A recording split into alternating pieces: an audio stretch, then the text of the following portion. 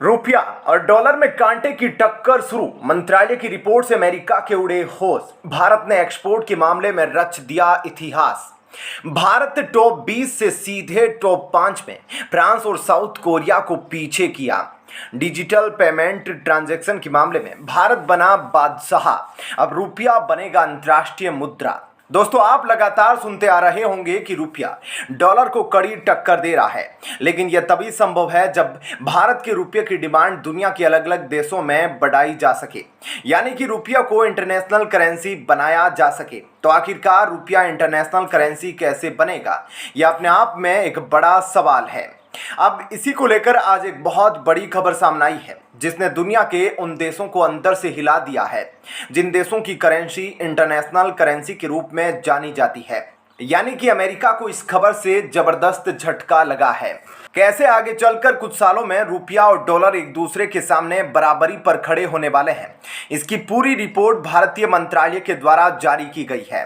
दोस्तों, यह खबर भारत की आन बान और शान के लिए बहुत ही महत्वपूर्ण खबर है। तो आइए आपको विस्तार से बताते हैं कि आखिरकार कौन सी रिपोर्ट मंत्रालय की ओर से पेश की गई है, जिसने रुपये के कद को पूरी दुनिया में बढ़ा दिया है। डिजिटल पेमेंट के मामले में भारत आज विश्व गुरु बनने की कगार पर खड़ा है। दिसंबर 2022 में ही भारत का डिजिटल पेमेंट ट्रांजैक्शन, वहीं यह 1.5 ट्रिलियन डॉलर का आंकड़ा बस एक आंकड़ा नहीं है, बल्कि इसने दुनिया के विकसित देशों के ब्लड प्रेशर को बढ़ाना शुरू कर दिया है।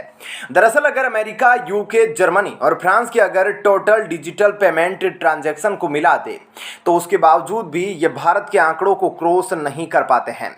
डिजिटल पेमेंट ट्रांजैक्शन के मामले में तो भारत बादशाह बन गया है, लेकिन अभी भी डॉलर का मुकाबला रुपया नहीं कर पा रहा है। आज भी अमेरिका का डॉलर पूरी दुनिया में अपनी हुकूमत चला रहा है, लेकिन रुपये को इंटरनेशनल बनाने के लिए जो काम चल रहा है, इससे कुछ सालों में डॉलर के आगे बराबरी पर खड़ा नजर आने वाला है। जहां एक डॉलर की कीमत तकरीबन 82 के बराबर है, तो क्या यह संभव है कि रुपया डॉलर को टक्कर दे सकता है?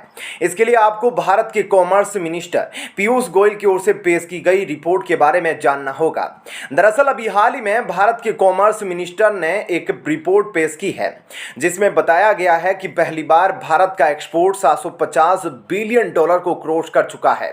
यानी कि अब भारत का कुल एक्सपोर्ट 1 ट्रिलियन डॉलर के करीब पहुंचने वाला है। पिछले 2020-21 के आंकड़ों के मुताबिक भारत का कुल एक्सपोर्ट 500 बिलियन डॉलर के करीब था। यानी कि एक साल के अंदर ही 250 बिलियन डॉलर का एक्सपोर्ट भारत के अंदर बढ़ चुका है। वहीं भारत भी दुनिया के टॉप 10 एक्सपोर्ट करने वाले देशों की सूची में शामिल हो गया है।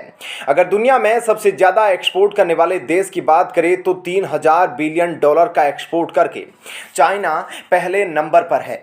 वहीं दूसरे नंबर पर यूनाइटेड स्टेट्स है। यूनाइटेड स्टेट्स 1753 बिलियन डॉलर का एक्सपोर्ट करता है। तो वहीं तीसरे नंबर पर जर्मनी 1626 बिलियन डॉलर का एक्सपोर्ट करता है और चौथे नंबर पर जापान है। जापान 757 बिलियन डॉलर का एक्सपोर्ट करता है। यानी कि भारत पिछले साल तक टॉप 15 में भी शामिल नहीं था, लेकिन इस साल सीधे छठे नंबर पर शामिल होने वाला है। भारत ने फ्रांस, इटली, साउथ कोरिया को पीछे छोड़ दिया है। वहीं एक साल के अंदर ही भारत जापान को भी पीछे छोड़ देगा। इतना ही नहीं, 2030 तक 2 ट्रिलियन डॉलर के एक्सपोर्ट करने की योजना बनाई गई है। यदि भारत 2030 तक इस आंकड़े को प्राप्त कर लेता है, तो भारत दुनिया का दूसरा सबसे बड़ा एक्सपोर्टर देश बन जाएगा और अमेरिका, जर्मनी को पीछे छोड़ देगा। उधर भारत का जितना ज़्यादा एक्सपोर्ट बढ़ेगा, भारत का रुपया भी उतना मजबूत होगा। अभी तक कहा जा रहा था कि भारत इंपोर्ट और एक्सपोर्ट के बीच जितना ज़्यादा अंतर होगा, उतना ही ज़्यादा रुपये की कीमत गिरेगी। लेकिन अब एक साल के अंदर 250 बिलियन डॉलर की छलांग के बाद इंपोर्ट एक्सपोर्ट के बीच की स्पेस कम होने वाली है, जिसके चलते अब कुछ ही महीनों में रुपए की कीमत 82 रुपये से 80 पर भी पहुंचने वाली है। आप सोच रहे होंगे कि आखिरकार कैसे भारत में इतनी तेज़ी से अपने एक्सपोर्ट को बढ़ा दिया है। तो इसके लिए भारत बैकग्राउंड में बहुत तगड़े खेल खेल रहा है। आज पूरी दुनिया वैश्विक मंदी से जूझ रही है और वर्ल्ड बैंक ने भी कहा है कि वह मंदी कब खत्म होगी किसी को नहीं पता। कई छोटे छोटे देश आर्थिक बदहाली के दौर से गुजर रहे हैं। अगर इस वक्त भारत जो मास्टर प्लान से आगे बढ़ रहा है यह सफल होता है तो डॉलर के बाद रुपया दुनिया की दूसरे सबसे बड़ी करेंसी बनने वाला है। तो अब आपके भी जहन में यह सवाल उठ रहा होगा कि आखिरकार कोई भी देश की करेंसी इंटरनेशनल करेंसी कैसे बनती है। तो आपको बता दें कि इस वक्त मौजूदा समय में तकरीबन 185 करेंसी है, लेकिन इनमें से सभी का इस्तेमाल लगभग अपने देश में ही होता है। यानी कि सीधे शब्दों में इंटरनेशनल करेंसी को बताए तो इंटरनेशनल करेंसी वो करेंसी होती है जिसको दुनिया के सभी देश लेने को तैयार होते हैं। जैसे अमेरिकी डॉलर एक इंटरनेशनल करेंसी है। आज दुनिया में लगभग 75% व्यापार डॉलर में ही होता है।